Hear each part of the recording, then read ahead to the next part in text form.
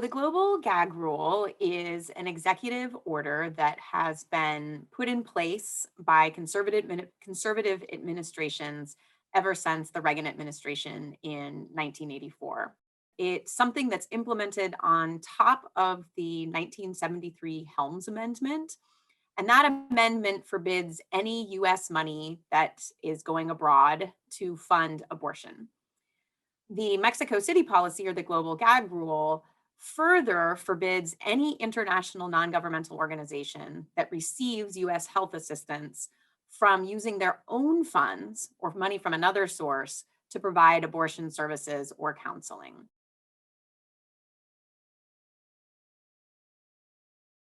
The US is the single largest contributor to global donor family planning funding. And so therefore, anything that happens with the money that the US government is providing has pretty significant ramifications. What then happened under the Trump administration is that rather than applying the global gag rule to just the money for family planning, so just to that $600 million, the Trump administration actually applied it to all $12 billion of US health aid. And so the effects were even more far reaching than they usually were.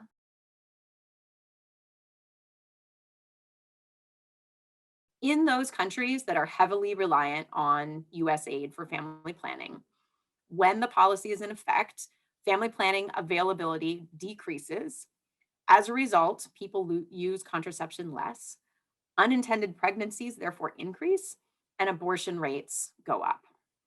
And unfortunately, because abortion is illegal, sorry, or extraordinarily difficult to obtain in a safe manner in most of these places, those abortions that occur clandestinely, and so they put women's lives at great risk.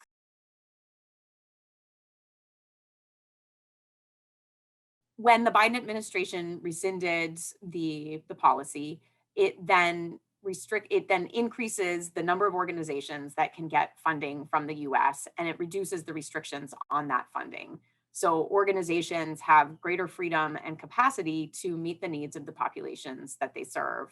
And I, it is just crucial at this particular moment in time in the midst of the COVID pandemic, because the COVID pandemic, everything about it makes it harder for women to access reproductive health care services. And so there is a ever greater need than before, for good quality services, and as many organizations providing them in as many possible ways that might meet the needs of different women.